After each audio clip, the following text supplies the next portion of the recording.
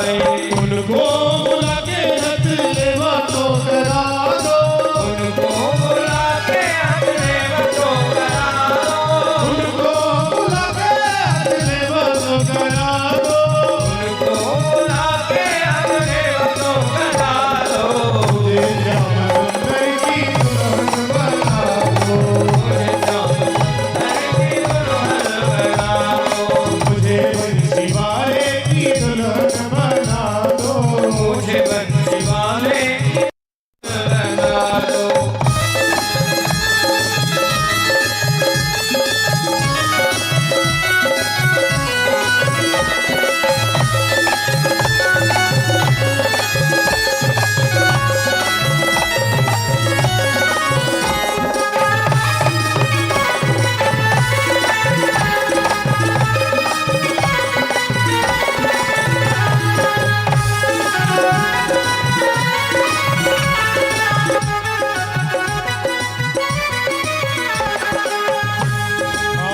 ऐसी पहनू चूड़ी जो कबहू न टूटे, ऐसी पहनू चूड़ी जो कबहू न टूटे, ऐसी पहनू चूड़ी जो कबहू न टूटे, ऐसी पहनू चूड़ी जो कबहू न टूटे, ऐसा वरु दूल्हा जो कबहू न छूटे।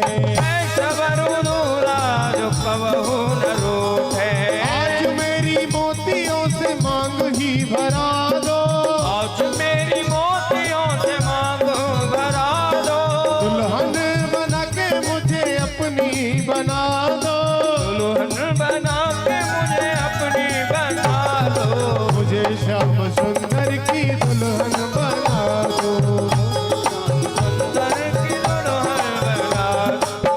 भक्ति का सुरमा में आंखों में लगाऊंगी, भक्ति का सुरमा में आंखों में लगाऊंगी, भक्ति का सुरमा में आंखों में लगाऊंगी, भक्ति का सुरमा में आंखों में लगाऊंगी, दुनिया से नाता तोड़ उनकी हो जाऊंगी, दुनिया से नाता तोड़ उनकी हो जाऊंगी, अटल सुहाग की बिंदिया लगा दो, अटल सुहाग की बिंदिया लगा दो, मुझे बंसी वाले की दुल्हन बना दो, मुझे श्याम सुंदर की दुल्हन बना दो।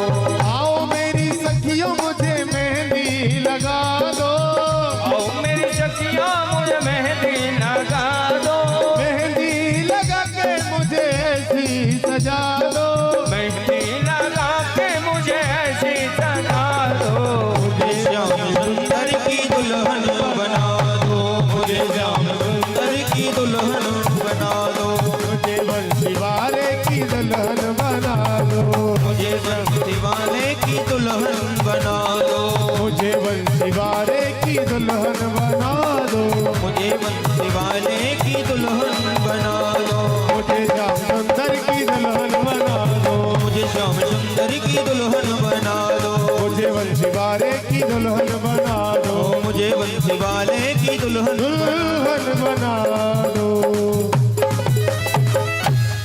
बोल द्वारकाधीश भगवान की, रुक्मणी महारानी की जय। विवाह महोत्सव की। अब देखिए, जो भक्त ठाकुर जी का कन्यादान और पूजन करना चाहते हैं, केवल एक भजन और गाएंगे, उसके बाद में सभी लोग अपने स्थान पर बैठ जाएं। जिन्होंने कन्यादान नहीं किया है, पूजन नहीं किया है, वो शीघ्र इस भजन के अंतर्गत कर लें।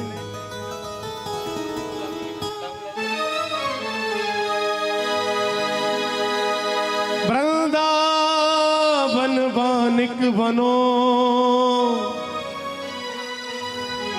भ्रमर करे गुंजार, दुल्हन प्यारी रुक्मणी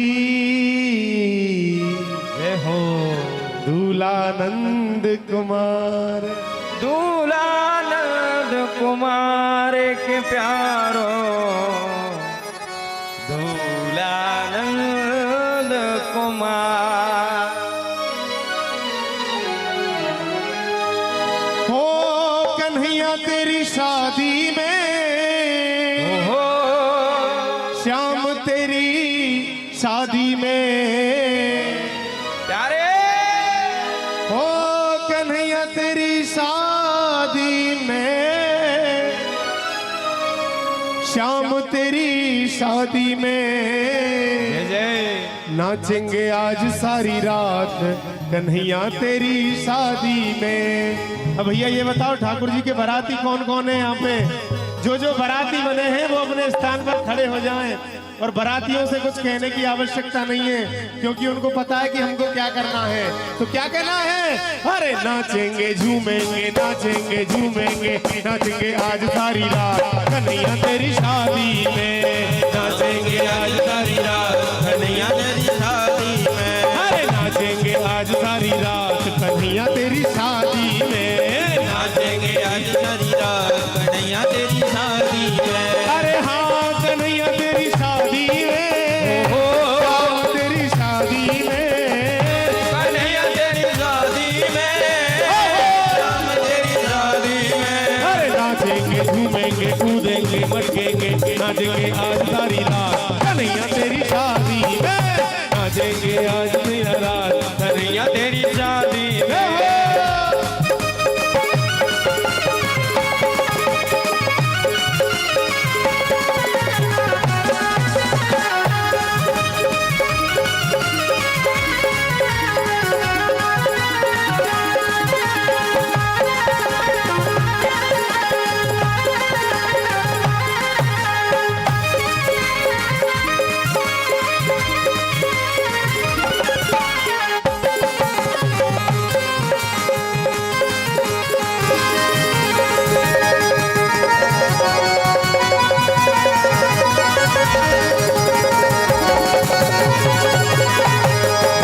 ब्रह्मा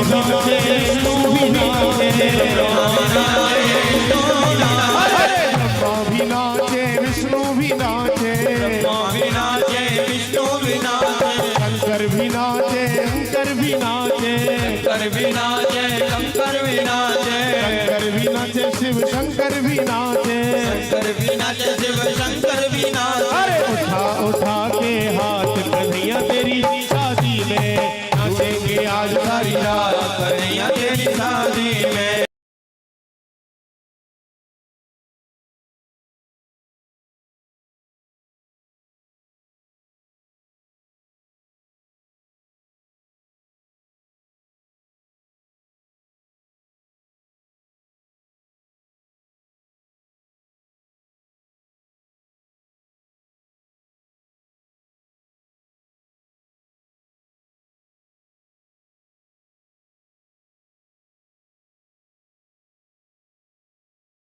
हो कन्हैया तेरी शादी, शादी है आज मेरे श्याम की शादी है, आज शादी है, आज मेरे श्याम की शादी है, ऐसा लगता है जैसे ब्रजधाम की शादी है, आज मेरे श्याम की शादी है, आज मेरे श्याम की शादी है, आज मेरे श्याम की शादी है, आज मेरे श्याम की शादी है।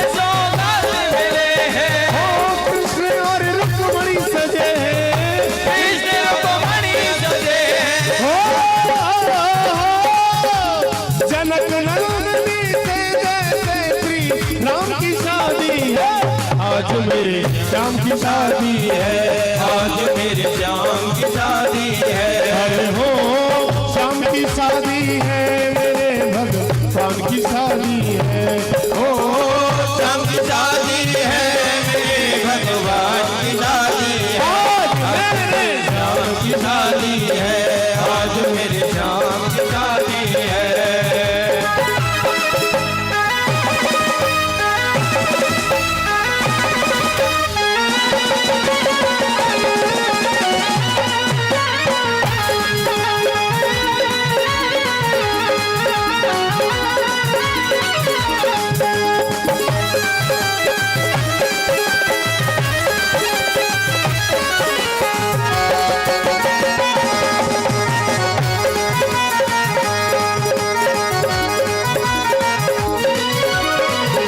रुक्मणी यूं मुस्काए, रुक्मणी यूं मुस्काए, मुझे कान्हा मिल जावे, मुझे गाना मिल जावे। हो मेरी थी यही तमन्ना, मेरी थी यही तमन्ना, पूरी हुई मेरी तमन्ना, पूरी हुई मेरी तमन्ना।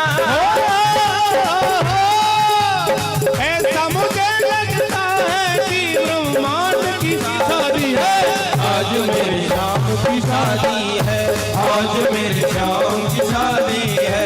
अरे हो श्याम की शादी है, मेरे भगवान की शादी है, श्याम की शादी है, मेरे भगवान की शादी है। आज मेरे श्याम की शादी है, आज मेरे श्याम की शादी है, आज मेरे श्याम की शादी है।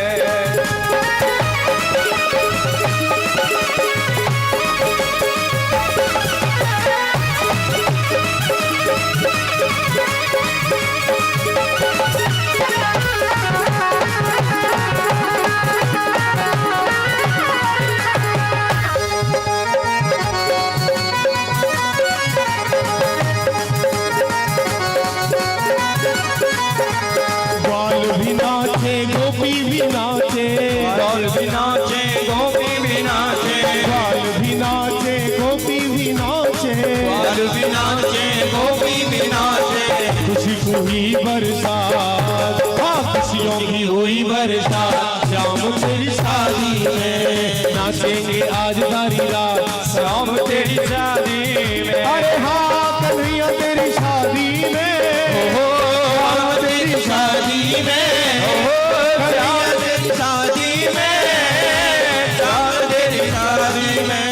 नाचेंगे झूमेंगे नाचेंगे झूमेंगे, नाचेंगे आज सारी रात कन्हैया तेरी शादी में, नाचेंगे आज सारी रात कन्हैया तेरी शादी में, अरे नाचेंगे आज सारी रात कन्हैया तेरी शादी में, नाचेंगे आज सारी रात कन्हैया तेरी शादी में, नाचेंगे आज सारी रात कन्हैया तेरी शादी में, नाचेंगे आज सारी रात कन्हैया तेरी शादी में, नाचेंगे आज सारी रात कन्हैया तेरी शादी में, सारी रात कन्हैया तेरी शादी में।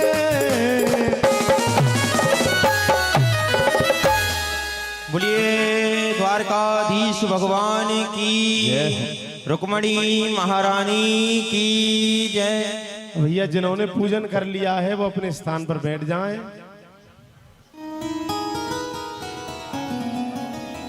अब महाराज रुक्मणी जी को गोविंद जो हैं वह वर के रूप में प्राप्त हो गए हैं, वर के रूप में मिल गए हैं। जय जय श्री नंदो के दुलारे, यशोदा के प्राणन के प्यारे। अब बड़ा ही सुंदर महाराज बारात का स्वागत हुआ है। कृष्ण के मित्र जो हैं वो भी खूब धूमधाम से उत्सव मना रहे हैं, खूब धूमधाम से विवाह। और शांडिल्य मुनि जो हैं वो वेद मंत्रों के द्वारा उच्चारण कर रहे हैं। सबके मन में बड़ा ही आनंद हुआ है, सबने खूब खुशी मनाई है। लक्ष्मी स्वरूपणी जो रुक्मणी जो हैं उनको भी महाराज बहुत अच्छा लगा कि गोविंद जो हैं वो वर के रूप में प्राप्त होकर वो भी महाराज उनको भी बड़े गदगद हो गई हैं रुक्मणी जी। अभी पता गुड़ चलता है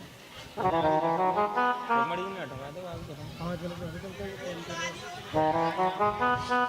अब एक बात कहें कि व्यक्ति जब ज्यादा बढ़ता है, जो व्यक्ति ज्यादा उन्नति पर जाता है तो उसके शत्रु भी उतने ही हो जाते हैं। जो ज्यादा उठेगा महाराज उसके शत्रु भी ज्यादा हो जाते हैं। ये शत्रु भी किसी बिना कारण के नहीं होते हैं।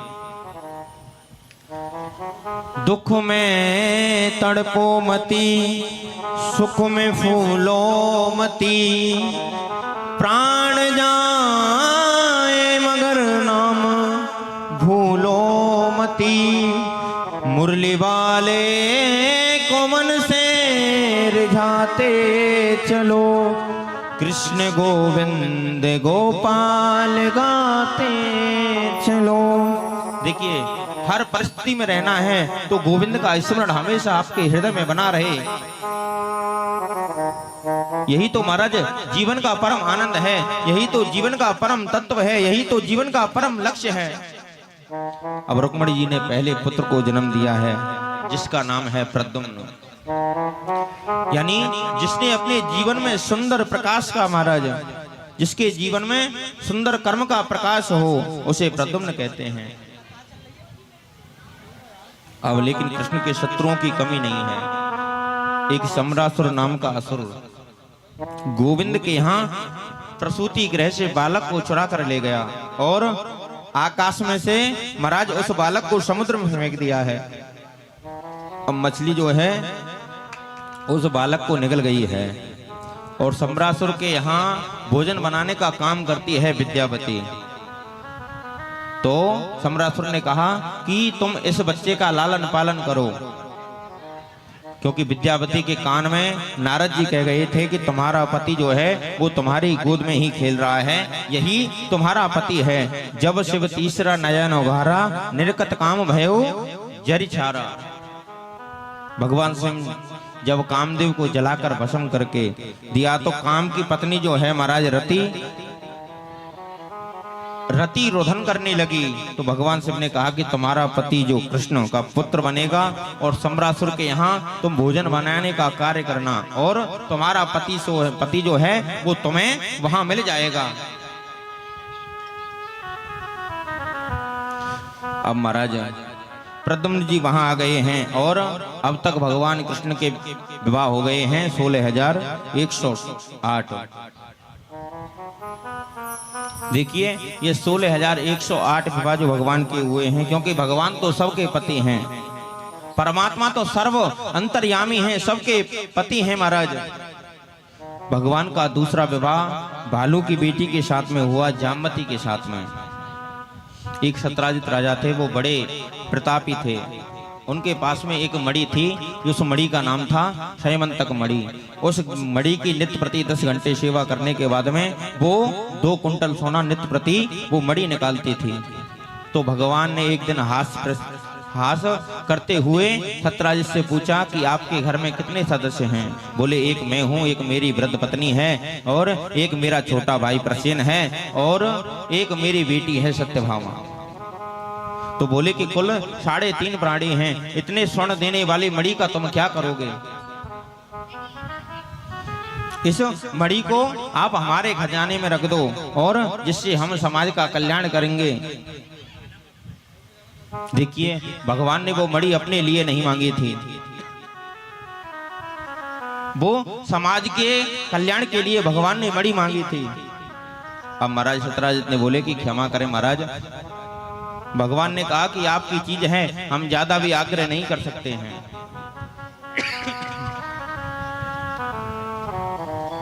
आज महाराज उनके भाई प्रसेन जो हैं उन्होंने मणि को पहनकर जंगल में गए और वहां प्रसेन को सिंह ने मार दिया और मणि को छुड़ा लिया था। तो वहां से महाराज जामवंत जी जा रहे थे, तो जामवंत जी ने महाराज सिंह को मारकर मणि को अपनी बेटी को खेलने के लिए दे दी, जामवती के लिए। अब सत्राजित ने सोचा कि मेरे भाई को किसने मारा है। फिर याद आया कि परसों कृष्ण जो हैं वो मुझसे मणि मांग रहे थे और मैंने मना कर दिया तो मणि गोविंद ने छुड़ा लिए हैं और मेरे भाई प्रसेन को मार दिया है। अब इतना बड़ा कलंक जो है गोविंद पर लगा है। देखिए भादों के महीने में जो चतुर्थी के दिन जो चंद्रमा निकलता है वो नहीं देखना चाहिए, जो उसको देखने से कलंक लग जाता है। तो भगवान बोले कि गुरुदेव मैंने तो गर्गाचार्य जी से बोले कि मैंने तो प्रसेन को देखा भी नहीं है, इतना बड़ा कलंक मुझ पर क्यों लगा है। देखिए काजर से भी काली चीज होती है जो व्यर्थ का कलंक। अब महाराज भगवान जहाँ प्रसेन मरा पड़ा था वहां गए, वहां से महाराज सिंह के पैरों को देखते देखते जहाँ सिंह मरा पड़ा था वहां महाराज जानी भाल रीछ के पैर बने हुए थे। तो महाराज रीछ के पैर चिन्हों को देखते देखते भगवान गुफा में सीधे घुस गए और जामवंत जी और महाराज हमारे गोविंद में बड़ा भारी युद्ध छिड़ गया। अब जामवंत जी बोले कि मैं समझ गया कि आप मेरे रघुवर हो। महाराज जामवंत जी ने मणि को समर्पित करके और जामवंती जो है वो महाराज कृष्ण के हाथों में दे दी।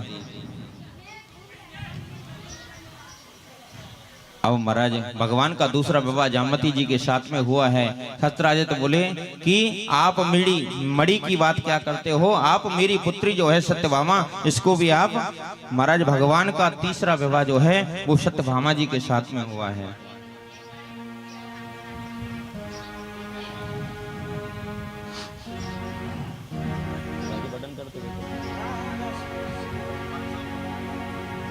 अब महाराज सुधनवा नाम के व्यक्ति को महाराज भड़का दिया तो सत्यराजित को मार दिया। और जैसे ही सत्यभामा ने सुना और रोती हुई सत्यभामा महाराज हस्तिनापुर में आई, जहाँ भगवान कृष्ण जो हैं चौपड़ खेल रहे थे और बोले कि आप यहाँ चौपड़ खेलने लग रहे हो और उधर मेरे पिता को सुधनवा ने मार दिया है। अब कन्हैया भी रोने लगे, मुझे बोले कि मुझे भी बड़ा कष्ट है कि मेरे ससुर को जिसने मारा है मैं उसको छोड़ूंगा नहीं। अब इतनी जोर से रोए। महाराज गोविंद जो हैं वो नाटक करने में तो पहले से ही आगे हैं। अब महाराज सुधनवा को मारने के बाद में भी भगवान ने मणि नहीं ली। बलराम जी बोले कि घर में रखी होगी देखियो। बोले कि बलराम भैया तेने चौथ वाला चंद्रमा देख लियो लगे। अब अर्जुन को लेकर भगवान घूमने जा रहे थे। यमुना के किनारे एक सुंदर स्त्री को देखा महाराज, एक सावली सलोनी स्त्री है। और अर्जुन ने कहा कि इस नितांत जंगल में आप देवी अकेली बैठी हो और आप कौन हो। बोले कि मैं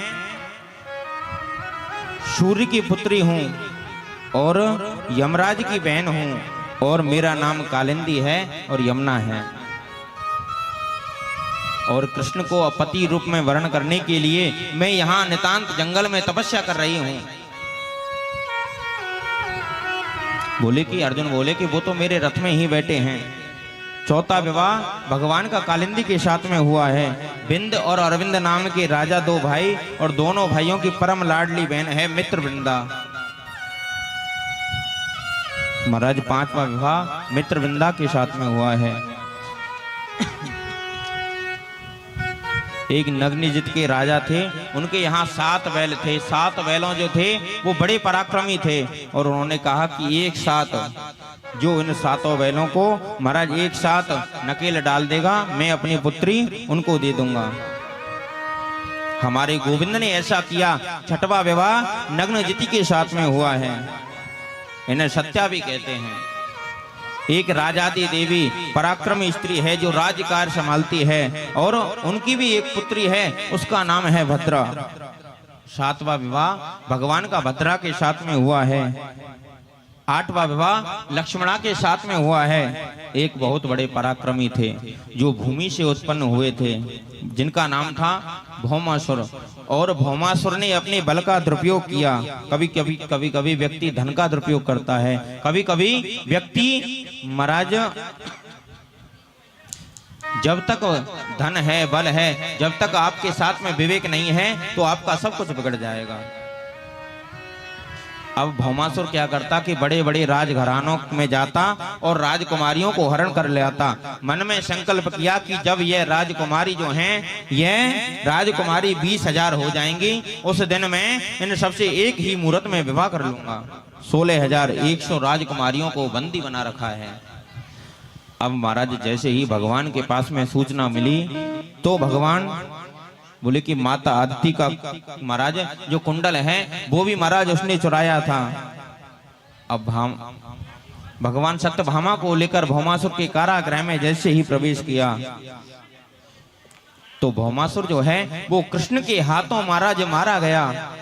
अब जैसे ही कारागृह में गोविंद ने प्रवेश किया तो महाराज 16,000 राजकुमारियों को देखा तो गोविंद के नेत्र जो हैं वो सजल हो गए। बोले कि अब ये राजकुमारियां कहाँ जाएंगी और अब इनसे कौन विवाह करेगा, क्योंकि ये भौमासुर के कारागृह में बंद रहकर आई हैं। इनके माता पिता भी जो हैं इनको स्वीकार नहीं करेंगे। केवल इनके दो ही रास्ते हैं, या तो ये गंदे रास्ते पर चले जाएंगे और या ये कुएं में गिरकर अपने आत्महत्या कर लें। तो गोविंद बोले कि आपके मन में यदि कोई विचार ना हो तो मैं आपको अपनी पत्नी के रूप में स्वीकार करता हूँ। तो भगवान ने एक ही मुहूर्त में 16,000 राजकुमारियों से महाराज एक संग विवाह कर लिया है। बोलिए द्वारकाधीश भगवान की जय हो। अब महाराज भगवान द्वारका में आ गए हैं। भगवान के इतने विवाह क्यों, 16,108 विवाह क्यों? क्योंकि वेद के 3 कांड हैं, ज्ञान कांड के 4,000 मंत्र हैं, कर्म कांड के 80,000 मंत्र हैं और उपासना कांड के 16,000 मंत्र हैं। जो परमात्मा के समीप हमको ले जाए उसी का नाम तो उपासना है। और 100 प्रकार के उपनिषद हैं जो भी महाराज हमारे गोविंद की सब पत्नियां हैं। 16,108 हमारे द्वारकाधीश भगवान के विवाह हुए हैं। अब भगवान के पुत्र जो हैं वो बड़े सुशील हैं। बड़े पुत्र प्रद्युम्न हैं। प्रद्युम्न के 2 विवाह हुए, अनिरुद्ध के भी 2 विवाह हुए। अब कृष्ण की पत्नियां जो हैं वो महाराज बड़े ही भाव से, बड़े ही प्रेम से रहते हैं। लेकिन गोविंद के मन में आई कि मैंने रुक्मिणी जी के चेहरे पर जरा सा भी कभी क्रोध नहीं देखा है। मंत्री से लेकर महामंत्री तक, दरबान से लेकर महाराज द्वारपालों तक सब केवल यही बात कहते थे कि रुक्मिणी जैसी मालकिन भगवान सबको दे। किसी ने भी महाराज रुक्मिणी जी के चेहरे पर जरा सा भी क्रोध नहीं देखा। आज हमारे कन्हैया ने सोचा कि कुछ ऐसी अटपटी बात कहूं कि जिससे रुक्मिणी जी को क्रोध आ जाए। अब गोविंद के मन में आ गई महाराज। बोले कि यह भी कोई बात होती है, लेकिन प्रभु के मन में जो आ गई। अब रुक्मिणी जी के पास में गोविंद जो हैं वो महाराज शांत बैठे हैं। और रुक्मिणी जी बोली कि आज आप उदास क्यों हो, क्या बात है, आप इतने चिंतित क्यों हो? तो गोविंद बोले कि कोई खास बात नहीं है। तो रुक्मिणी जी बोली सुनिए, मुझसे कोई गलती हो गई है क्या? तो गोविंद बोले कि एक गलती होती तो मैं बताता, तुमने तो गलती पर गलती की है। रुक्मिणी जी बोली कि गलती क्या की है ये तो बताओ। बोले कि सबसे पहली गलती तो आपने ये की है कि मुझसे आपने विवाह किया है और आपसे तो बड़े बड़े राजकुमार विवाह करने को तैयार थे और तुमने तो एक ग्वारिया गवारिया से विवाह करके तुम्हें क्या मिला है? फिर भी रुक्मिणी जी महाराज शांत बैठी हैं। बोले कि आप सोचती कि मैं विवाह तो बिल्कुल नहीं करती, लेकिन इसलिए कर लिया कि आप बड़े भारी वीर हो। अब गोविंद बोले कि हम काई के वीर हैं? महाराज बोले कि मुझसे बड़ा डरपोक आदमी तो इस दुनिया में कोई भी नहीं है। बड़े बड़े राजाओं के डर के वजह से मैं समुद्र के बीच में रहता हूं। अब महाराज रुक्मिणी जी ने तो भी कोई जवाब नहीं दिया। तो गोविंद बोले कि अभी कुछ नहीं बिगड़ा है और मैं शिशुपाल से तुम्हारी बात पक्की कर आया हूं, तो कर दूं और तुम्हारा विवाह करा दूं। लेकिन फिर भी महाराज रुक्मिणी जी ने कोई भी जवाब नहीं दिया। अब भगवान ने देखा कि देखो तो सही, रुक्मणी जी का चेहरा जब क्रोध आता है तो कैसा लगता है।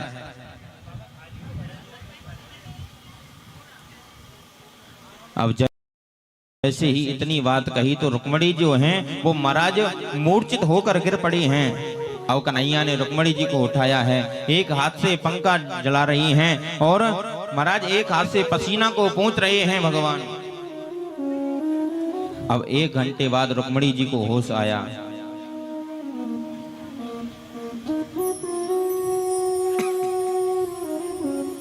तो गोविंद बोले कि मैंने आपके चेहरे पर कभी क्रोध नहीं देखा है, इसलिए ये अटपटी बातें जो हैं ये मैंने तुमसे कही हैं।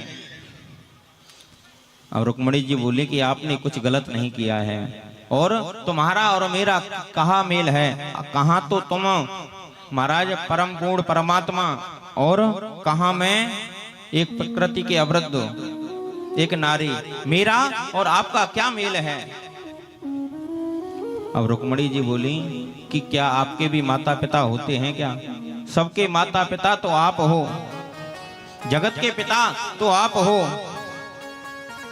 अब रुक्मणी जी बोली कि आप कहते हो कि काले हो, बोले कि काले हो तो ही कमाल करते हो और भगवान जाने अगर गोरे होते तो न जाने क्या करते। यदि नंदलाल तुम होते लली तो गले कट जाते करोड़न के। ओ घनश्याम तेरी बंसी पागल कर जाती है, घनश्याम तेरी बंसी पागल कर जाती है, घनश्याम तेरी बंसी पागल कर जाती है, घनश्याम तेरी बंसी पागल कर जाती है। ओ घनश्याम तेरी बंसी पागल कर जाती है, घनश्याम तेरी बंसी पागल कर जाती है।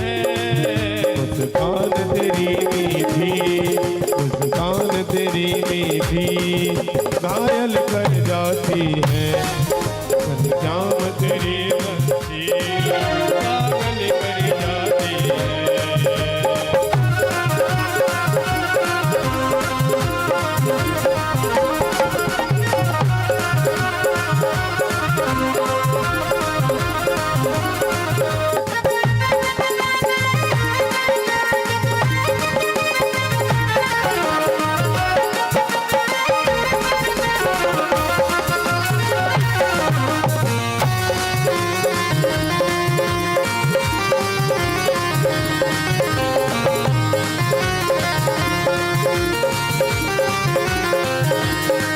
यदि सोने की होती तो क्या करती मुरली, यदि सोने की होती तो क्या करती मुरली। वो यदि सोने की होती तो क्या करती मुरली, यदि सोने की होती तो क्या करती मुरली। वो ये बांस की हो करके, ये बांस की हो करके इतना तड़पाती है, घनश्याम तेरी मुरली पागल कर जाती है।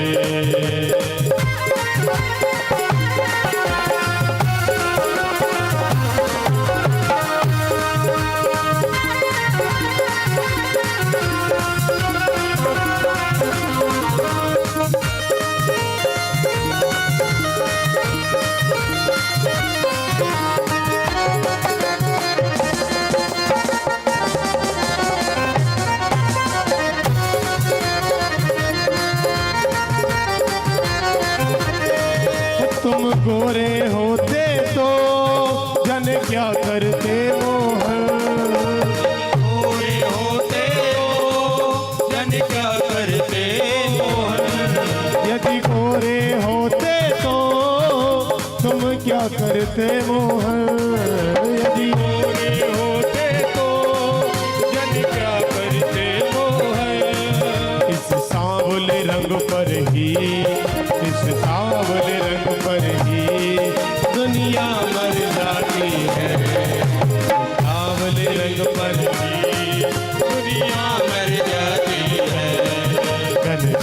तेरी मुरली घायल कर जाती है।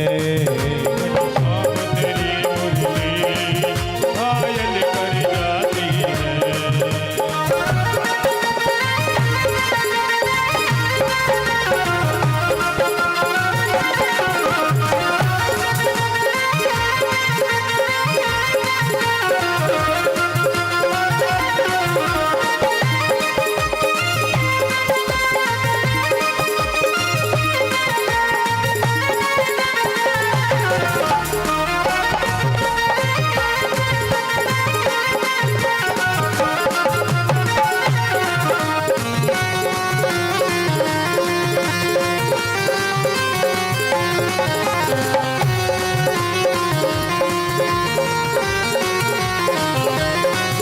कभी रास रचाते हो, कभी मुरली बजाते हो, कभी रास रचाते हो, कभी मुरली बजाते हो, कभी रास रचाते हो, कभी मुरली बजाते हो, कभी रास रचाते हो, कभी मुरली बजाते हो। कभी माखन खाने की, कभी माखन खाने की मन में आ जाती है। घनश्याम तेरी मुरली घायल कर जाती है। वो पागल कर जाती है, घायल कर जाती है। घायल कर जाती है। घनश्याम तेरी बंसी, घनश्याम तेरी बंसी पागल कर जाती है। घनश्याम तेरी बंसी घायल कर जाती है। वो घायल कर जाती है, घायल कर जाती है। वो पागल कर जाती है। बोलो बंसी वारे की जय। बोलिए द्वारकाधीश भगवान की। अब महाराज राजा परीक्षित को सुखदेव जी महाराज एक बड़ा ही सुंदर प्रसंग सुनाते हैं। बोले कि कृष्ण जैसा करुणा का सागर कौन हो सकता है। कृष्ण के बचपन के सखा हैं सुदामा, जिनका नाम है सुदामा। जो सुदामा जी जो हैं वो बचपन से ही महाराज विरक्त हैं। इंद्रियां भी महाराज सुदामा जी की विरक्ति हैं। मन जो है वो बड़ा शांत है और महाराज जितेंद्रिय हैं सुदामा जी। सुदामा जी जो हैं वो परम जितेंद्रिय हैं, लेकिन सुदामा जी ने कभी अपने जीवन में भिक्षा नहीं मांगी है। ऐसा किसी शास्त्र में नहीं लिखा हुआ है कि सुदामा जी ने भिक्षा मांगी है।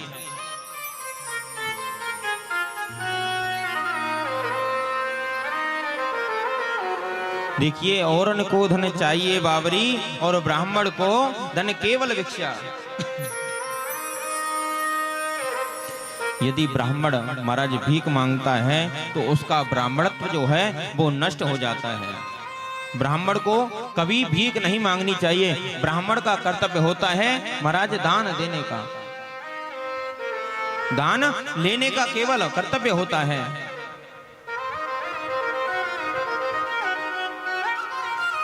महाराज सुदामा जी घर में सुबह खाएं और शाम के लिए अन्न नहीं रहता, यह बिल्कुल सही बात है। लेकिन सुदामा जी दरिद्र नहीं है, यह बिल्कुल गलत बात है। जब आवे संतोष धन सब धन धूर समान। जब महाराज मन में संतोष नहीं है तो जितना भी धन है वो महाराज एक धूर के समान है।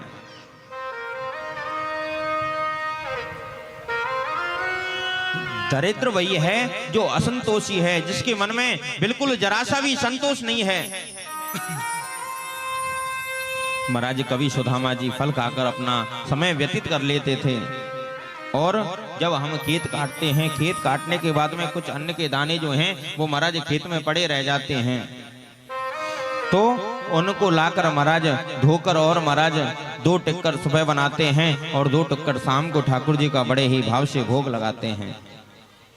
अब एक दिन उनकी पत्नी जो है, उनकी पत्नी बेचारी उनके अंदर एक क्लेश हुआ कि एक दिन हाथ जोड़कर सुदामा जी से बोली कि सुनिए, आपको मालूम है कि द्वारका के नाथ जो श्री कृष्ण हैं वो आपके सखा हैं,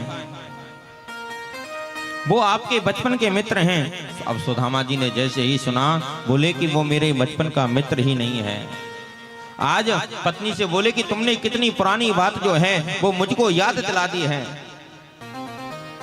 तो सुदामा जी की पत्नी बोली कि कभी तुम्हारा उनसे मिलने का मन नहीं होता है? तो सुदामा जी बोले कि ऐसा कौन सा पुरुष होगा जो कृष्ण जैसे मित्र को पाकर मिलने की आकांक्षा नहीं करता होगा। जब भी मेरा मन कृष्ण से मिलने का होता है तो मैं नेत्र बंद करके गोविंद से मिल ले आता हूं और गोविंद से मिलकर मैं वापस आ जाता हूं। तो पत्नी ने कहा तो ऐसे तो हो गया कल्याण। अब पत्नी बोली कि मैं अर्धांगिनी हूं। पत्नी बोली कि मैं अर्धांगिनी हूं और पति कितना भी भक्ति करे महाराज उस पर पत्नी का कोई भी असर नहीं होता है, लेकिन शरीर से यदि पति जो है सत्कर्म करे उसका आधा फल जो है वो पत्नी को मिलता है। एक बार तुम कृष्ण से शरीर से मिलने तो जाइए। अब सुदामा जी बोले कि देवी तुम तो जानती हो मैं किसी से कुछ मांगता नहीं और गुरु के घर और मित्र के घर कभी खाली हाथ नहीं जाना चाहिए, इसलिए मैं जाऊं तो कैसे जाऊं। अब महाराज पत्नी से रहा नहीं गया, बोले कि श्री कृष्ण प्रसन्न होंगे और आपके ऊपर कृष्ण जो हैं वो खूब कृपा करेंगे। अब सुदामा जी इस बात को सुनकर गंभीर हो गए, बोले अगर आप धन की कामना से मुझे कृष्ण के पास में भेजोगे तो मैं बिल्कुल नहीं जाऊंगा। यदि तुम कहोगे कि कृष्ण के दर्शन करके वापस आ जाना तो मैं जरूर जाऊंगा। यही जीवन का परम लाभ है, उससे बड़ा परम लाभ क्या हो सकता है कि कृष्ण का दर्शन जो है वो हमें हो जाए। पत्नी बोली कि कोई बात नहीं, तुम जाइए तो सही। बोले कि आप पहले स्नान करके आइए और यदि एक बार तुम द्वारका के नाथ जो हैं वो कृपा के नाथ हैं, कृपा के सागर हैं, तुम पर जरूर कृपा करेंगे। बोले कि देवी तुम तो जानती हो घर में कुछ है नहीं और गुरु के घर और मित्र के घर जो है वो खाली हाथ नहीं जाते हैं। तो पत्नी बोली कि तुम स्नान करके आओ, मैं कुछ ना कुछ व्यवस्था करती हूँ। अब सुदामा जी की पत्नी जो है वो बड़ी सुशील है। बोले कि द्वारका के नाथ जो हैं वो मेरे पतिदेव का कितना आदर करेंगे और मेरे पति से पूछेंगे कि सुदामा जी तुम कैसे हो, तो केवल एक ही बात मेरे पतिदेव बोलेंगे कि लाला मेरे समान संसार में सुखी कोई दूसरा व्यक्ति नहीं है। अब कृष्ण को कैसे पता चलेगी कि सुदामा जी के घर में कितनी गरीबी है, एक अन्न का दाना जो है वो भी इसके घर का नहीं है। अब सुदामा जी की पत्नी जो है एक एक मुट्ठी चावल 5 घरों से लाई है। अगर सुदामा जी की पत्नी यदि इशारा कर देती तो महाराज बोरी भर भर के चावल आ जाता, लेकिन एक एक मुट्ठी चावल जो है वो 5 घरों से लाई है, क्योंकि 5 मुट्ठी चावल 5 घरों के अनेकों प्रकार के चावल हैं और एक बिलस्त के कपड़े में बांध दिया है। वो भी महाराज 5 जगह से फटा हुआ है, वो भी साबुत नहीं है कि बोले कि वो भी गोविंद समझ जाएंगे कि एक कपड़ा भी इसके महाराज साबुत नहीं है। इतनी गरीबी है सुदामा जी के।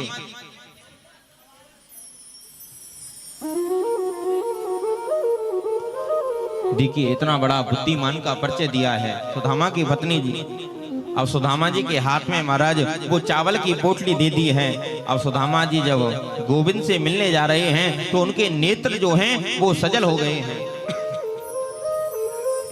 बोले कि मैं कृष्ण के दर्शन करने जा रहा हूं और तुम खूब कृष्ण का भजन करो और खूब तुम भजन करना और खूब माला जाप करना, हमारे गोविंद जो हैं वो सब ठीक कर देंगे। अब महाराज सुदामा जी का शरीर जो है वो सुदामा जी का शरीर कैसा सुदामा जी का शरीर है, 20 जगह से सुदामा जी की धोती जो है वो धोती भी फटी है और एक ढकने के लिए वस्त्र भी सुदामा जी के पास में नहीं है। एक फूटा सा लोटा है, एक महाराज उधड़ी सी रस्सी है, एक टूटी सी छड़ी है सुदामा जी के पास में। दुबला पतला शरीर है लेकिन ब्रह्मचर्य का तेज बहुत है सुदामा जी के चेहरे पर। लेकिन महाराज सुदामा जी रास्ता भूल गए हैं। वृंदावन जा रहे हैं, वृंदावन चले गए, पुष्कर चले गए, घूमते घूमते पता नहीं सुदामा जी कहाँ जा रहे हैं। घन श्याम तुम्हें ढूंढने जाऊं कहाँ कहाँ, अपने विरह की याद दिलाए कहाँ कहाँ। कृष्ण से मिलने की कामना है, मन गोविंद से, गोविंद के दर्शन करना ही हमारा परम लाभ है। इस अभिलाषा को लेते हुए सुदामा जी जो हैं वो जा रहे हैं। भूख लगती है, प्यास लगती है, हरे जिंदगी अब उदास लगती है। कैसे आऊं द्वारका तेरी, अब आस भी निराश लगती है। कैसे आऊं, लेकिन मन में भावना है कि मुझे द्वारका के नाथ के दर्शन करने हैं। अब महाराज सुदामा जी को मुश्किल हो गया है। एक विशाल नदी मार्ग में पड़ी है। 3 महीने से सुदामा जी जो हैं वो पैदल चल रहे हैं। पैरों की बेवाई जो हैं वो भी पैरों की बेवाई फट गई है। शरीर जो है वो शरीर भी सूख गया है। अब नदी पार करें तो सुदामा जी कैसे करें, बड़ी भारी चिंता हुई सुदामा जी के मन में। अब नदी के किनारे सुदामा जी जो हैं वो नदी के किनारे बैठ गए हैं, क्योंकि सुदामा जी नदी पार तो कर नहीं सकते हैं। अब एक केवट आ गया कि बोले, अरे भाई कोई पार जाने वाला है क्या? सुदामा जी बोले कि हाँ भैया, हम पार जाने वाले हैं, क्या तुम हमें पार लगा दोगे?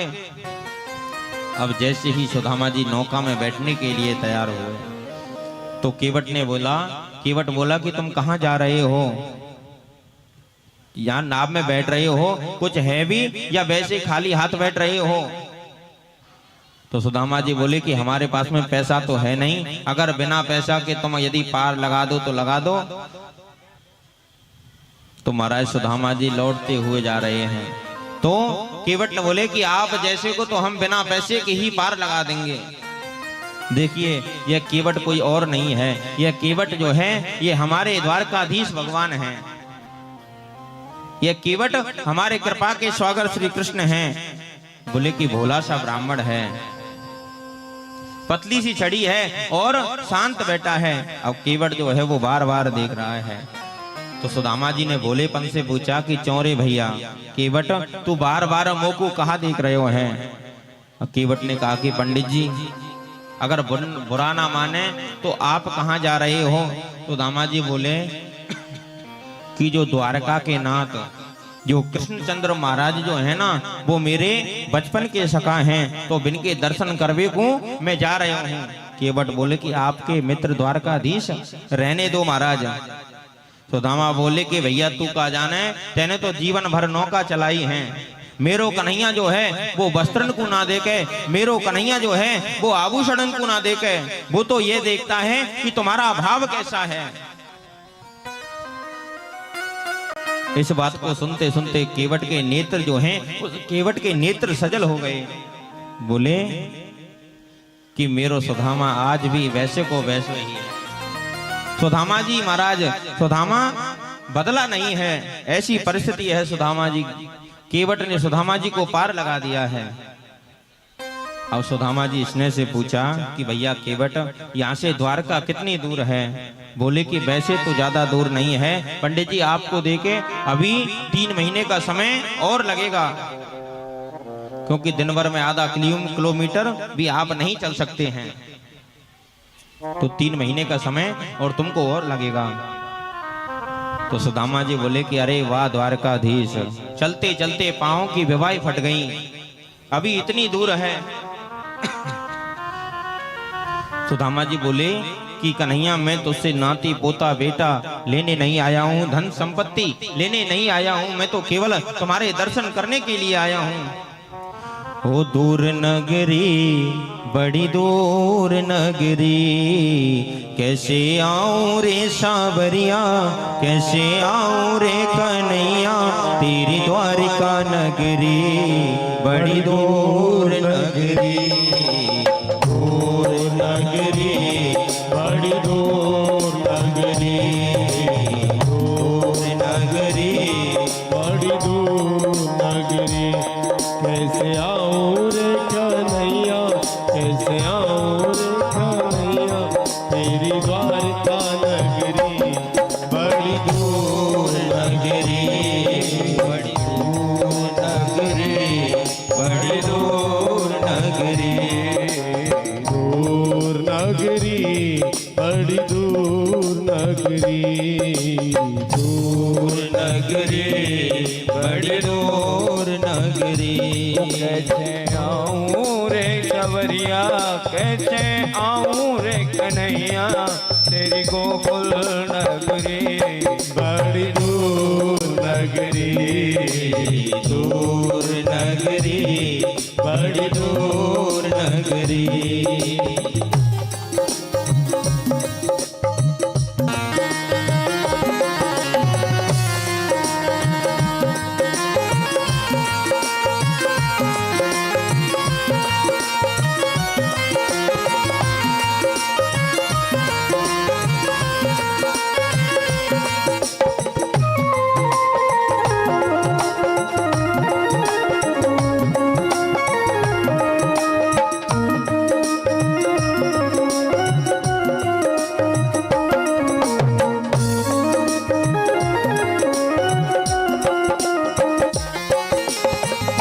रात में आऊं कान्हा डर मोहे लागे, रात में आऊं कान्हा डर मोहे लागे, रात में आऊं कान्हा डर मोहे लागे, रात में आऊं कान्हा डर मोहे लागे, दिन में आऊं तो दिन में आऊं तो देखे सारी नगरी बड़ी दूर नगरी।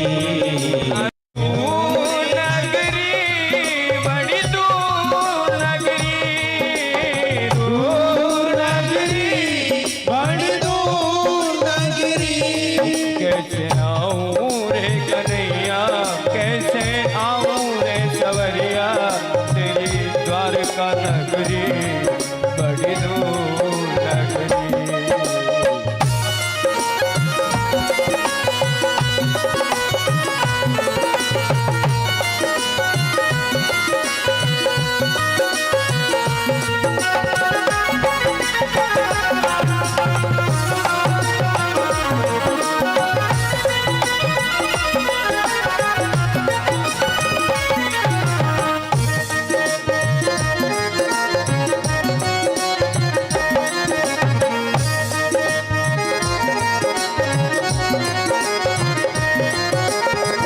सखी संग आऊं कान्हा शर्म मोहे लागे, सखी संग आऊं कान्हा शर्म मोहे लागे, सखी संग आऊं कान्हा शर्म मोहे लागे, सखी संग आऊं कान्हा शर्म मोहे लागे, अकेली आऊं तो भूल जाऊं डगरी बड़ी दूर नगरी दूर नगरी बड़ी दूर नगरी, दूर नगरी बड़ी दूर नगरी, कैसे आऊं रे गोपाला, कैसे आऊं नंदलाला, तेरी द्वारिका नगरी बड़ी दूर नगरी, दूर नगरी बड़ी दूर नगरी। बोलिए द्वारिकाधीश भगवान की। अब सुदामा जी जो हैं वो नदी के किनारे महाराज एक माटी के डला को तकिया बनायो है और आधी धोती ओढ़ ली है और आधी पहन रखी है और सुदामा जी वहीं पर सो गए हैं। और जैसे ही सुदामा जी की नींद खुली तो उन्हें दर्शन हो रहे हैं महाराज द्वारकापुरी के। सोए थे सुदामा जी नदी के किनारे, लेकिन उन्हें दर्शन हो रहे हैं द्वारकापुरी के। बड़े बड़े दिव्य महाराज स्वर्ण मंडित महल, बड़े बड़े जयकारे लग रहे हैं। जय जय श्री कृष्णा के नाम की ध्वनि जो है सबके मुख से निकल रही है। अब सुदामा जी ने देखा कि यह नगरी जो है ये बड़ी सुंदर नगरी है। अब ढूंढते ढूंढते द्वारका के द्वार पर आ गए हैं। कृष्ण के द्वारपाल जो हैं महाराज वो बड़प्पन देखिए, विनम्रता देखिए, कितनी उनके अंदर विनम्रता है। ये विनम्रता आने में 2-4 पीढ़ी का समय जो है ये महाराज लग जाता है। कृष्ण के द्वारपाल जो हैं जय और विजय वो द्वार पर खड़े हैं। तो सुदामा जी ने द्वारपाल से बोला कि जय जय श्री कृष्णा भैया। तो सुदामा जी बोले कि भैया यह कौन सी नगरी है। सुदामा जी ने पूछा, सुदामा जी भैया कि यह भैया यह कौन सी नगरी है। तो द्वारपाल बोले कि यह हमारे कृष्णचंद्र महाराज की नगरी है द्वारकापुरी। बोले कि यह द्वारका नगरी है। अब महाराज सुदामा जी जो हैं वो बड़े ही उपहास से, ब्राह्मण जो है बड़ा ही उपहास उन्होंने किया है। महाराज जिसके चरणों में एक जूते भी नहीं हैं, उन्होंने कहा कि यह मेरे मित्र कृष्ण की द्वारका नगरी है। जय और विजय दोनों ने महाराज सुदामा जी के चरणों में प्रणाम किया है। बोले कि आइए, आप जैसे ही हमारे प्रभु के मित्र होते हैं। तो सुदामा जी बोले कि मुझे तो केवल गोविंद का दर्शन करना है, आप ये मत सोचना कि मैं कुछ मांगने की कामना से आया हूं। अब महाराज द्वारपालों ने सुदामा जी को प्रणाम किया है। बोले कि पंडित जी हमारे यानी आपसे एक बात कहें कि संत और ब्राह्मणों को या संत ब्राह्मण जो हैं ये बिना अनुमति के भी अंदर जा सकते हैं, लेकिन हमारे प्रभु का यह समय जो है यह विश्राम का समय है। आप 2 मिनट जो है यहाँ विराजिए, हम प्रभु से जाकर आपकी सूचना देते हैं और जैसे भी उत्तर मिलता है वो हम आपको बताते हैं। तो जय विजय से सुदामा जी ने कहा कि केवल तुम ये बोल देना कि तुम्हारा बचपन का मित्र सुदामा आया है। अब जैसे ही जय विजय भगवान के पास में गए तो द्वारकाधीश भगवान से बोले कि आप हमें क्षमा कर दें, क्योंकि यह समय आपका विश्राम है। आपके विश्राम के समय में हमने बड़ी दृष्टता डाली है।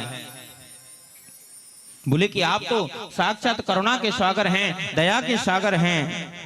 तो द्वारकाधीश भगवान बोले कि बताइए क्या बात है। बोले कि हम एक निवेदन करना चाहते हैं। शीश पगाना झका तनो पे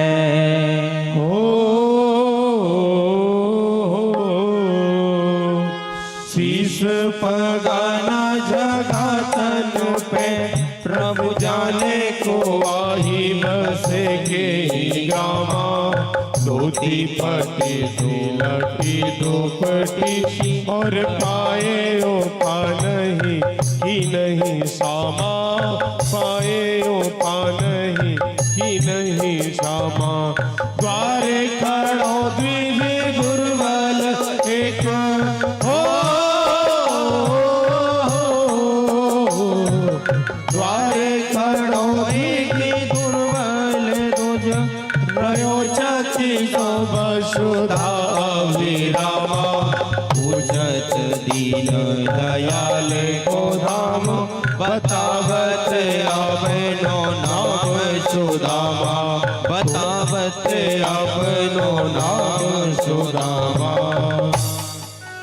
बोले कि हम एक निवेदन करना चाहते हैं कि एक ब्राह्मण द्वार पर आया है और उनके पैरों की बेवाई फट गई है, धोती भी 20 जगह से फटी हुई है, सिर ढकने के लिए एक वस्त्र भी उनके पास में नहीं है, टूटी सी रस्सी है और एक फूटा सा लोटा है, एक टूटी सी छड़ी है और आपको आपका मित्र बनता है और अपना नाम उन्होंने सुदामा बना बताया है। अब जैसे ही द्वारकाधीश भगवान ने सुना कि मेरा मित्र सुदामा बोले कि तुम उन्हें अंदर लेकर क्यों नहीं आए। अपने सिंहासन से गोविंद जो हैं वो नीचे उतर पड़े और दौड़ लगाते हुए जा रहे हैं। दुपट्टा गोविंद का कहीं गिरा है और चरण पादुकाएं भी नहीं है महाराज, नंगे पैर ही गोविंद महाराज। लेकिन प्रधान द्वार पर आने के लिए 7 द्योड़ियों को पार करना पड़ता है। तपती हुई बालू में हमारे गोविंद जो हैं महाराज दौड़ते हुए जा रहे हैं।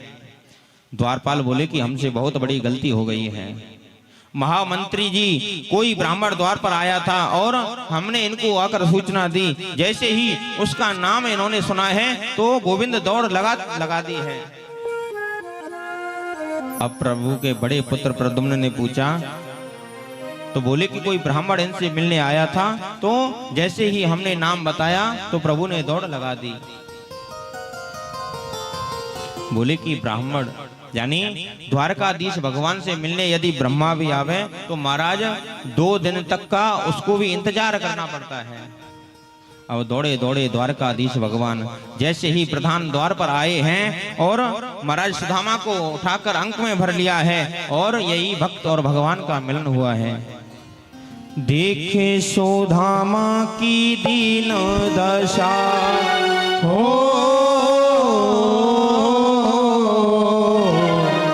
देखे सुदामा की दीन दशा, करुणा करके करुणा निधि रोए।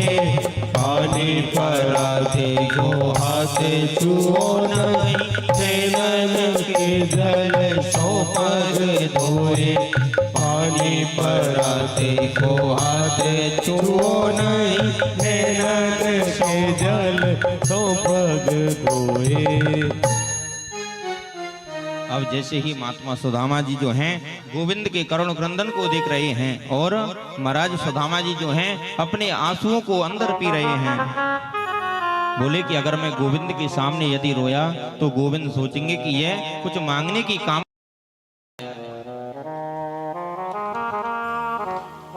अब सुदामा को लेते महाराज धीरे धीरे प्रभु जो हैं वो सुदामा जी की करुणा को देखकर उद्धव जी भी गदगद हो गए हैं।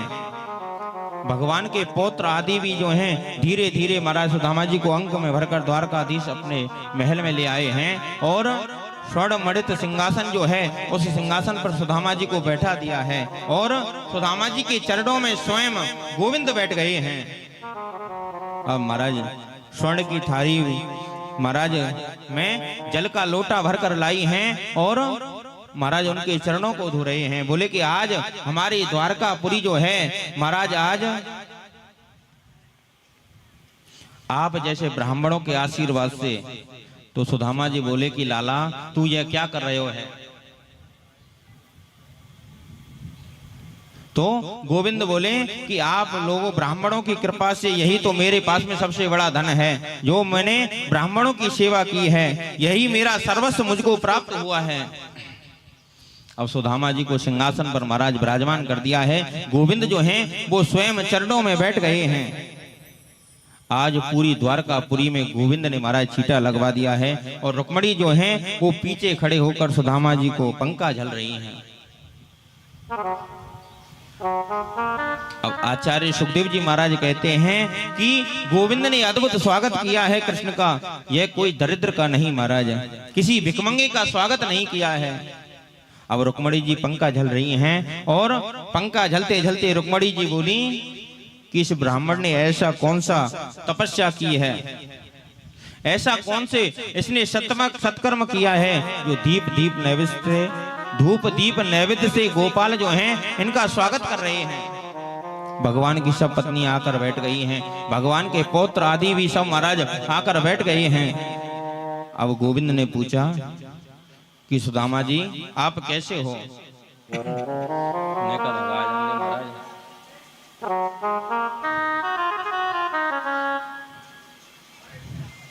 अब सुदामा जी ने जवाब दिया कि मेरे समान संसार में दूसरा सुखी व्यक्ति कोई नहीं है। अब गोविंद बोले कि यह तो मुझे दिखाई दे रहा है सुदामा जी कि तुम कितने सुखी हो और कितने दुखी हो। अब 56 प्रकार के व्यंजन जो हैं वो सुदामा जी के लिए बनकर आ गए हैं। अब ऐसा नहीं महाराज, आज गोविंद ने अपने राज्य कार्य की भी छुट्टी कर दी है। मंत्री, सेनापति और महाराज सभी भगवान के सामने बैठे हैं। और भगवान जो हैं सुदामा जी के चरणों में बैठे हैं। 56 प्रकार के व्यंजन जो हैं वो सुदामा जी के लिए बनकर आए हैं। अब ऐसा नहीं कि सुदामा जी को मिला नहीं हो तो महाराज टूट पड़े हों। तो बोले कि लाला, ज्यादा पकवान खाने से बुद्धि जो है वो बिगड़ जाती है। मैं तो नमक डालकर 2 टिक्कर सुबह 2 टिक्कर शाम को भगवान का भोग लगा कर पाता हूँ। मेरी ये पकवान खाने से बुद्धि जो है बिगड़ जाती है। तो सुदामा जी बोले कि लाला ऐसी बात है तो हम दोनों संग में मिलकर प्रसाद पाएंगे। तो आचार्य सुखदेव मुनि महाराज बोले कि परीक्षित, दोनों मित्रों के वेश को देखो। एक मित्र के चरणों की पातकाएं सोने की हैं और दूसरे मित्र के जो महाराज एक धोती जो है वो भी 20 जगह से फटी हुई है। दोनों में महाराज विचार करो, दोनों में समानता है। और एक महाराज दोनों के लिए एक ही थाली बनकर आई है और एक साथ दोनों बड़े ही भाव से प्रेम से भोग पा रहे हैं। अब सुदामा जी की पत्नी जो हैं वो महाराज प्रणाम करती जा रही हैं। सबसे पहले रुक्मणी जी आई हैं। बोले मैं रुक्मणी जी हूँ, मैं प्रणाम करती हूँ। तो बोले सुदामा जी चिर सौभाग्यवती रहो। फिर महाराज जामवती जी आई हैं। बोले कि मैं जामवती जी हूँ, मैं प्रणाम करती हूँ। तो सुदामा जी बोले कि चिर सौभाग्यवती रहो। बोले कि मैं सत्यभामा हूँ, मैं प्रणाम करती हूँ। सुदामा जी बोले चिर सौभाग्यवती रहो। मैं कालिंदी हूँ, प्रणाम करती हूँ। तो बोले कि चिर सौभाग्यवती रहो देवी। मैं मित्र वृंदा हूँ, मैं प्रणाम करती हूँ, चिर सौभाग्यवती रहो। महाराज एक एक करके सुदामा जी की पत्नी जो हैं वो प्रणाम, यानी सुदामा जी को कृष्ण की पत्नी जो हैं वो प्रणाम करती जा रही हैं। और हमारे सुदामा जी जो हैं वो उनको आशीर्वाद देते जा रहे हैं, चिर सौभाग्यवती रहो देवी। अब जैसे ही सुदामा जी का हाथ थक जाता था तो एक हाथ से दूसरे हाथ को पकड़ लेते थे। अब सुदामा जी कन्हैया से बोले कि कन्हैया एक बात बता। तो कन्हैया बोले कि बताओ क्या बात है। बोले कि कान में कहूंगा। अब जैसे ही सुदामा जी की मुख की ओर गोविंद कान को लाए तो बोले कि अभी कितनी और रह गई हैं। तो कन्हैया बोले कि 16,108 हैं। बोले कि अच्छो लाला सुनियो। बोले कि यह सब अपनी ही है ना कि कहीं आस पड़ोस की हैं? नहीं भैया, ये सब अपनी ही हैं। बोले कि लाला मैं तो आशीर्वाद देतो थक गया हूँ। इन सब की ओर से तू ही आशीर्वाद ले ले तो इन सबको आशीर्वाद मिल जाएगा। अब महाराज भगवान ने ऐसा ही किया और भगवान ने सुदामा जी से आशीर्वाद लिया और प्रमाण आदि से जैसे ही प्रणाम से फ्री हुए। अब सुदामा जी बोले कि आपको बचपन की बात याद है कि हम कैसा खेल खेलते थे। गुरु माता जो है वो हमसे कितना प्रेम करती थी, कितना दुलार करती थी। बोले कि आप बचपन में अपने गांव चले गए, मैं अपने मथुरा आ गया, क्या आपने विवाह किया? क्या तुम्हें फिर सुंदर पत्नी मिली क्या? सुदामा जी बोले कि कैसी बात पूछ रहे हो है, इतनी बड़ी बात, अब तुम मुझे ऐसी बात पूछ रहे हो है। भगवान बोले कि ये सब घर के ही लोग हैं, कोई इनमें बाहर को लोग ना हैं। सुदामा जी बोले कि विवाह की इच्छा तो बिल्कुल नहीं थी, लेकिन माता पिता ने ज्यादा आग्रह किया तो विवाह करना पड़ो। तेरी भाभी को नाम सुशीला है। अब कृष्ण बोले कि भैया तुम बड़े निष्ठुर हो, आपने विवाह कर लिया और हमें नौतो भी ना दियो। सुदामा जी बोले कि ज्यादा बात मत बनावे, मैंने तो एक विवाह करो तो नौतो देना भूल गए होंगे, तूने तो 108 विवाह किए, मुझको तो भी निमंत्रण ना दियो। बोले कि गोविंद बोले कि अगर मेरी बात सुनोगे तो बहुत अलग है, आपको हंसी आएगी। शाम के 5 बजे तो विवाह की कोई इच्छा नहीं थी और 7 बजे घर बहू आ गई। बोले कि सब ऐसे ही आ गई थी। फिर बोले कि नहीं, बाद में विवाह जो है वो ढंग से हुआ था। अब कन्हैया बोले कि पता है मैंने विवाह की बात क्यों पूछी, जानते हो? बोले कि अगर भाभी जी घर में होंगी तो कुछ ना कुछ खाने के लिए जरूर भेजा होगा। बोले अगर आपका विवाह हुआ है तो अब भाभी जी ने मेरे लिए कुछ खाने के लिए जरूर भेजा होगा। अब महाराज सुदामा जी का सिर जो है वो संकोच के मारे नीचे कर लिया। अब महाराज सुदामा जी ने सोचा कि मैं कैसे दिखाऊं पोटली को।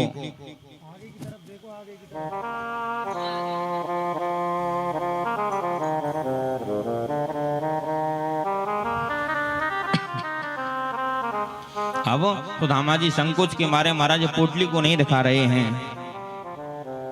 अब महाराज सुदामा जी ने सोचा कि ये पत्नियां जो हैं, कृष्ण की पत्नियां सब अंदर चले जाएंगी, बाद में मैं कन्हैया को पोटली को दिखा दूंगा। अब सुदामा जी बोले कि लाला बचपन में तो पता है हम कैसे खेलते।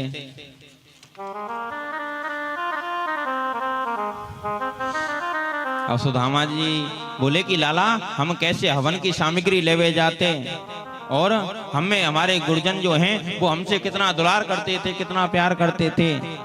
बोले कि हम बड़ा उद्यम करते थे। कन्हैया बोले कि अब बात को मत बदलो, मुझे तो केवल ये बताओ कि भाभी जी ने क्या भेजा है। सुदामा जी बोले कि जा बात के पीछे पड़ जावे बातें भूले ना है। भाभी की बात हम बाद में कर लेंगे, पहले हम बचपन की बात याद कर लें कि हम बचपन में क्या करते थे। भगवान बोले कि पहले ये बताओ कि भाभी जी ने क्या भेजा है। अब सुदामा जी बोले कि अगर ज्यादा बात बनावेगो तो तेरी पोल जो है इन सबके सामने खोल दूंगा।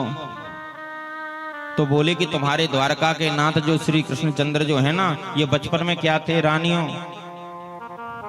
बोले कि ये बचपन में गोकुल की गलियों में नंगे ही घूमते थे, बड़ो बड़ो उदम मचाते थे।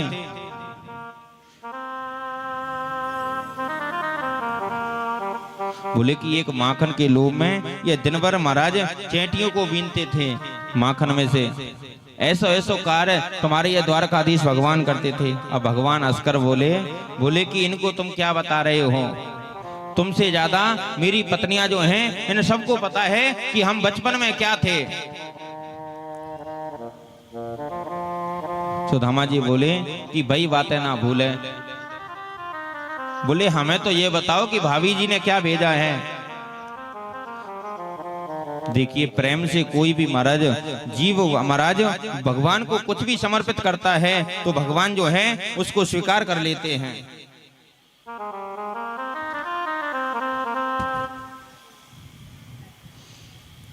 अब महाराज सुदामा जी से बोले कि तुम्हारी दाहिनी ओर जो है वो कैसे उठ रही है। अब महाराज कन्हैया जो हैं सुदामा जी से छीना झपटी करने लगे तो उस पोटली को छुड़ा लिया। अब उस पोटली को बार बार देख रहे हैं तो गोविंद के नेत्रों में आंसू आ गए हैं। बार बार उस पोटली को घुमा घुमा कर देख रहे हैं और आंखों में आंसू आ गए हैं। देखिए भगवान एक क्षण भी नहीं लगा गोविंद को समझने में। बोले कि एक बलिष्ठ का कपड़ा भी जो है वो भी साबुत नहीं है। अब गोविंद की आंखों जो हैं, आंख जो है महाराज खुली की खुली रह गई। महाराज इनके चावलों को देखा तो 5 तरह के चावल हैं, कोई टूटा है, कोई पीला है। महाराज ऐसा चावल है तो द्वारकाधीश भगवान के नेत्र जो हैं और सजल हो उठ गए कि बोले इतना पवित्र ब्राह्मण है, इतना तेजस्वी ब्राह्मण है, मैं इसकी गरीबी दूर नहीं कर सका।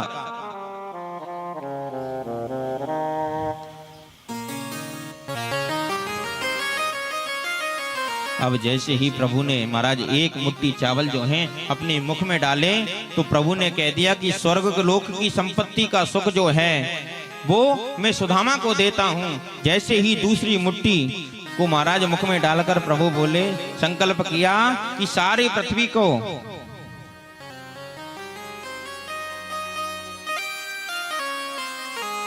सारी पृथ्वी का एक छत्र सम्राट जो है मैं जो सुख मिलता है वो मैं सुदामा के लिए देता हूँ। जैसे ही तीसरी मुट्ठी को मुख में डालने की लगे तो रुक्मणी जी ने मना करा कि महाराज ये कच्चा है, ज्यादा मत खाइए।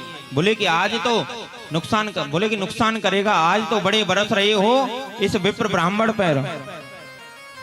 बोले कि वो भी दिन याद करो, एक ब्राह्मण वो भी था जिसके वक्षस्थल पर तुमने पाद प्रहार किया था। तो प्रभु ने इशारे से कहा कि एक ब्राह्मण वो भी था जो विवाह से पहले पत्र का लेकर आया। अगर वो पत्र का नहीं लेकर आता तो तुम द्वारका की पटरानी नहीं बनती। अब सुदामा जी बोले कि रुक्मणी जी ठीक कह रही हैं, अगर ज्यादा खाओगे तो नुकसान करेगा, ये कच्चा है। लेकिन किसी को भी पता नहीं है कि सुदामा को भगवान ने क्या दिया है, क्या नहीं दिया है। केवल रुक्मणी जी को पता है महाराज स्वर्ण की द्वारका है, लेकिन हमारे कन्हैया यानी सुदामा जी जो हैं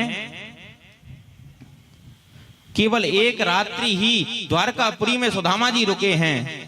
प्रातः होते ही बोले कन्हैया से कि अब मोह जाने की अनुमति दो, मैंने तुम्हारी द्वारका भी देख ली है, मैंने खूब द्वारका के दर्शन भी कर लिए हैं, अब मेरी जाने की बड़ी इच्छा है।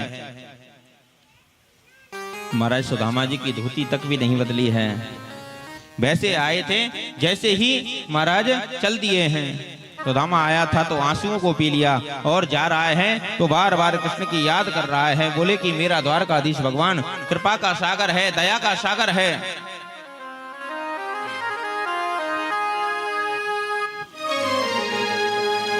सांवरे रसिया ते हो गई अपनी यारी,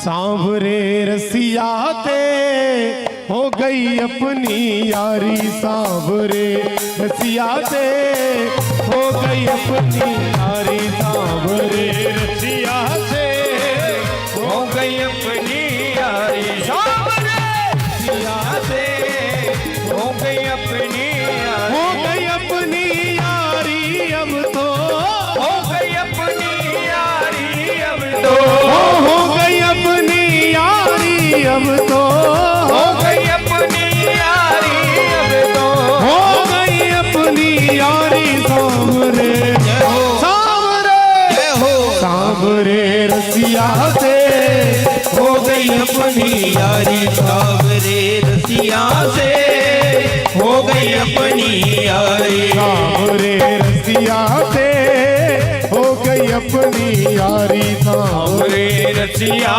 से हो गई अपनी यारी।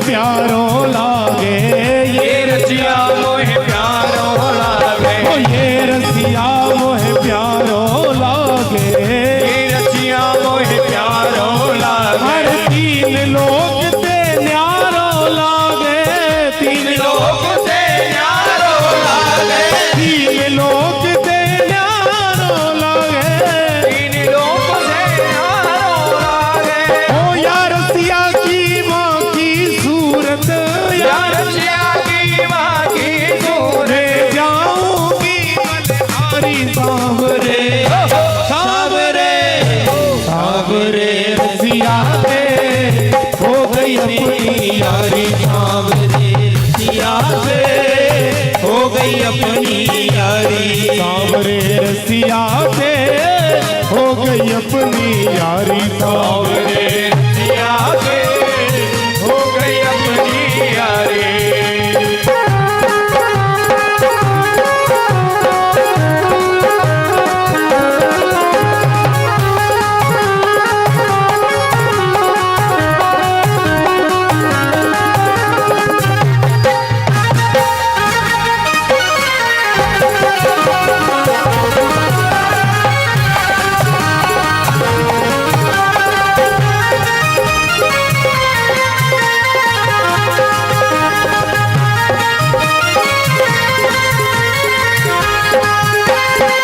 ये रसिया मेरो माखन चुरावे, ये रसिया मेरो माखन चुरावे, ये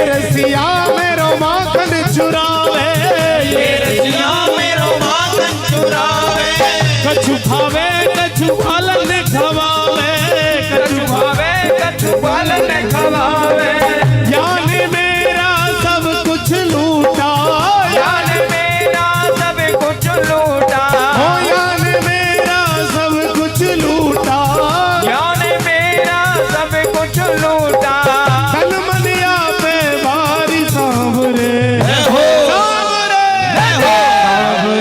रसिया पे हो गई अपनी यारी, सांवरे रसिया से हो गई मेरी यारी, सांवरे रसिया से हो गई अपनी यारी, सांवरे सावरे रचिया से हो गई अपनी हो यारी, गई अपनी यारी अब तो, हो गई अपनी यारी अब तो, हो गई अपनी यारी अब तो, हो गई अपनी यारी अब तो, हो गई अपनी यारी, सांवरे सावरे सावरे रसिया से हो गई अपनी यारी, सावरे रसिया से हो गई अपनी यारी, सांवरे रसिया से हो गई अपनी यारी, सांवरे सावरे रसिया से हो गई अपनी हो यारी, गई अपनी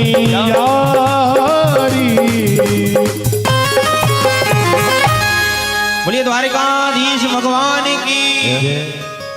अब महाराज सुदामा जी अब जैसे ही सुदामापुरी में आए हैं तो जहाँ सुदामा जी की कुटिया थी तो वहां तो महाराज कंचन महल खड़े हैं। सुदामा मंदिर देख डरे, सुदामा मंदिर देख डरे, यहाँ तो हती मेरी टूटी सी झुपड़िया, यहाँ तो हती मेरी टूटी सी झुपड़िया, कंचन महल खड़े सुदामा, कंचन महल खड़े सुदामा, मंदिर देख डरे। अब तो महाराज वहाँ सुंदर कंचन महल खड़े हैं। अब सुशीला जो थी महाराज उसके भी दास दासियां हैं उसके साथ चल रहे हैं। अब महाराज सुदामा जी जो हैं इतना वैभव पाने के बाद में भी सुदामा जी को महाराज जरा सा भी अभिमान नहीं हुआ और अंत में सुदामा जी को गोविंद के धाम की प्राप्ति हुई है। यानी विपदो नैव विपदो संपदो नैव संपदो, विपद स्मरण विष्णु संपदो नारायण स्मृति। विपत्ति को विपत्ति नहीं कहते और संपत्ति को संपत्ति नहीं कहते। गोविंद को भूल जाना ही सबसे बड़ी विपत्ति है और गोविंद की याद यदि हमें बनी रहे यही हमारे जीवन की परम संपत्ति है। आज हमारे प्रभु को महाराज ब्रजमंडल छोड़े पूरे 100 वर्ष हो गए हैं। परीक्षित बोले कि भगवान समय समय पर अपने प्रियजनों को उपदेश देते हैं। आज श्री कृष्ण जो हैं वो सुधर्मा की सभा में बैठे हैं और एकदम गंभीर होकर वो बैठे हैं और अपने पुत्रों से बात करते हैं और बोले कि मैं तुमको 4 साधन बताता हूँ। व्यक्ति के बिगड़ने के 4 साधन हैं। रूप यौवन संपत्ति, यानी सुंदर रूप होना, यौवन होना और ज्यादा धन संपत्ति होना। और जिसके साथ में यदि विवेक नहीं है तो वो जल्दी महाराज बिगड़ जाता है। अब द्वारका नाथ महाराज अपने पुत्रों को समझा रहे हैं। बच्चों से बोले कि तुम को सुंदर रूप मिला है, तुम युवक हो, तुम धनाढ्य हो, तुम द्वारकाधीश के पुत्र हो, लेकिन तुम्हारे पास में विवेक नहीं है। मैं ऐसा नहीं मानता। मैं तुम लोगों से कह रहा हूं कि संतों का सम्मान करना चाहिए। मैंने तुम्हारी शिकायत सुन रहे हैं कि तुम संतों का अपराध करते हो। देखिए, संतों का अपराध व्यक्ति को नहीं करना चाहिए। संतों के साथ मजाक व्यक्ति को नहीं करना चाहिए। बेटा, संत का कभी अपमान हमको नहीं करना चाहिए। अब महाराज इतनी बात जब कृष्ण कह रहे थे तो सभी पुत्रों ने सिर जो है वो नीचे की ओर कर लिया है और एक दूसरे की ओर देखकर हंस रहे हैं। बोले कि आजकल पिताजी जो है ये संतों की बड़ी बड़ाई करते हैं। जब देखो संतों की बड़ाई करते हैं, क्योंकि भगवान कहते हैं मैं संतन को दास और संत मेरे मुकुटमणि। दिन रात केवल संतों की ही प्रशंसा करते रहते हैं। आज कृष्ण के पुत्रों से महाराज एक बहुत बड़ा भयंकर अपराध कर लिया है। एक प्रवास क्षेत्र में महाराज एक बड़ी सुंदर जगह है, उसको कहते हैं सप्तऋषि पिंडारक क्षेत्र। बड़े बड़े संत जन वहां विराजमान हैं, बड़े बड़े ऋषि जन वहां विराजमान हैं।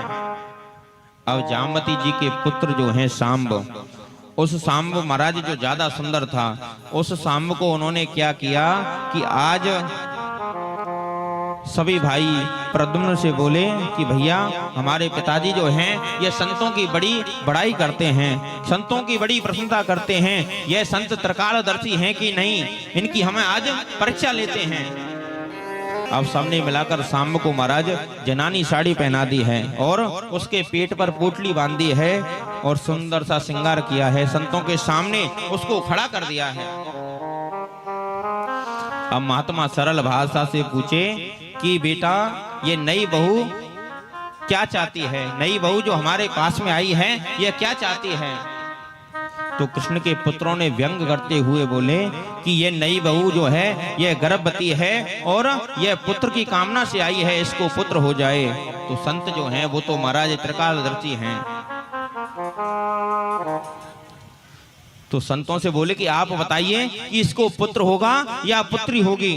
तो महात्मा लोगों ने कहा कि अरे दुष्टों, तुम कृष्ण के पुत्र होकर भी महाराज इसके कपड़े पर कपड़े लगाकर लाए हो, पेट पर कपड़ा लगाकर लाए हो और इसका हमें उपहास करते हो।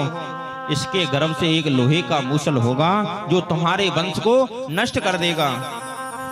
अब ऐसा कहकर संत जो हैं वो महाराज वहां से चले गए।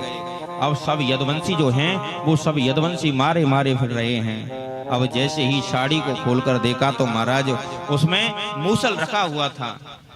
प्रद्युम्न जी बोले कि मैंने तो पहले ही मना किया था कि पिताजी कहते हैं कि संतों का कभी अपराध नहीं करना चाहिए, संतों का कभी मजाक नहीं करना चाहिए। अब सब यदुवंशी जो बच्चे हैं वो घबरा कर महाराज रोने लगे और घबराते हुए उग्रसेन जी के पास में आए और उग्रसेन जी से जाकर कहा कि बाबा हमसे बहुत बड़ी गलती हो गई है, हमसे संतों का अपराध हो गया है। ऐसा वृतांत उन्होंने आकर सुना दिया। अब यदुवंशी लोगों ने कहा कि इस लोहे को मूसल को पीसकर समुद्र में फेंक दो। तो महात्मा जो हैं ये तो कहते रहते हैं। मेरे प्रभु को पता चला कि यदुवंश का विनाश का समय यदुवंश के विनाश को होने से महाराज कोई नहीं रोक सकता है। जिस दिन से यदुवंशियों को श्राप लगा है उस दिन से महाराज द्वारका पर मानो ऐसा मानो कि किसी की नजर लग गई हो। वसुदेव जी महाराज का मन जो है वो भी बड़ा उदास रहता है, दिन रात वो भी चिंतित रहते हैं। देखिए भागवत धर्म की परिभाषा जो है, भागवत के धर्म पर 3 आधार हैं। सबसे पहले भागवत धर्म का आरंभ होता है विश्वास से। भागवत धर्म का जब मध्य होता है तो संबंध से, और भागवत का धर्म का जब अंत होता है समर्पण से। यानी हमारा परमात्मा के प्रति जब पूरा विश्वास रखें, परमात्मा से यदि हम संबंध जोड़ दें तो महाराज परमात्मा को जब हम अपना सब कुछ समर्पित कर दें, ऐसा उपदेश हमारे गोविंद देते हैं। महाराज परमात्मा जिस जगह पर रक्षा करते हैं वहां विश्वास करो।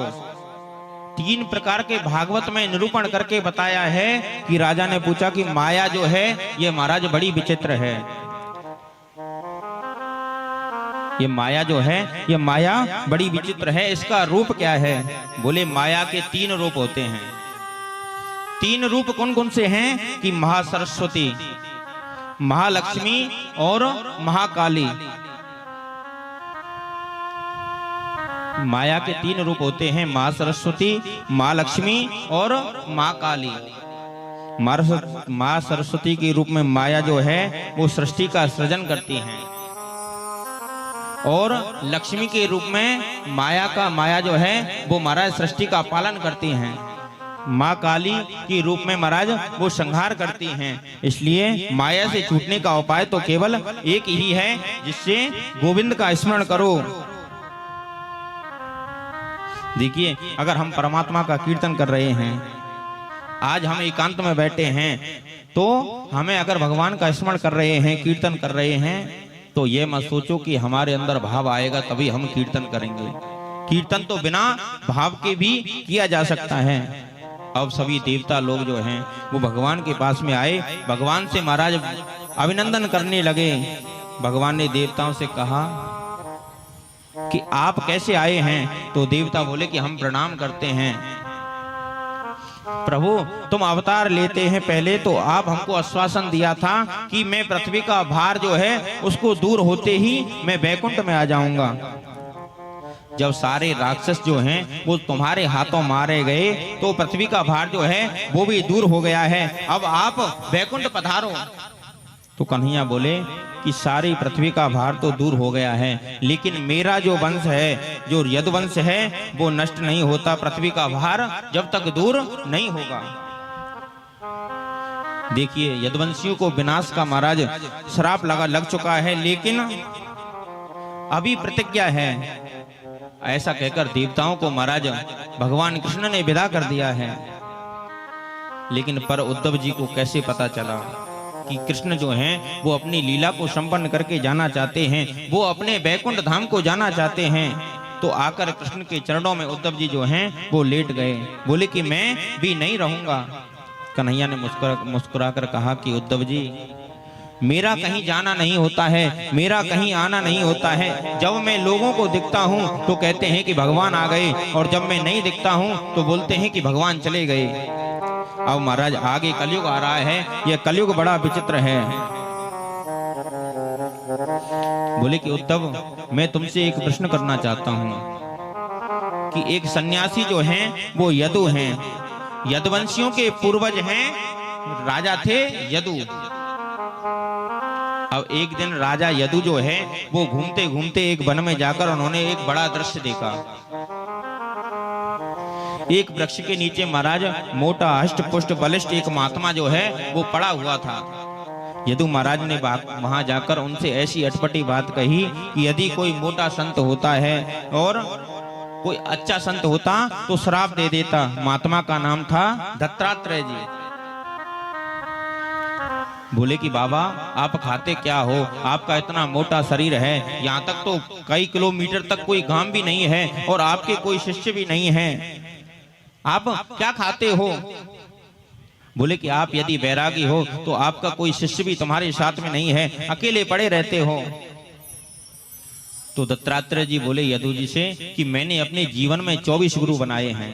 सबसे पहला गुरु होता है पुरोहित गुरु, जो हमारे घर पर आकर हमारा नामकरण करता है और हमारा संस्कार कराता है, हमारा विवाह पढ़ता है, वो होता है पुरोहित गुरु। और दूसरा दीक्षा गुरु, जो हमें कान में जो मंत्र देते हैं, वो हमारा गुरु होता है दीक्षा गुरु। और शिक्षा गुरु होता है, बोले कि जिस जीवन में जिससे भी मुझे शिक्षा प्राप्त हुई है मैंने उसी को गुरु बनाया है। मैंने जीवन में 24 गुरु बनाए हैं।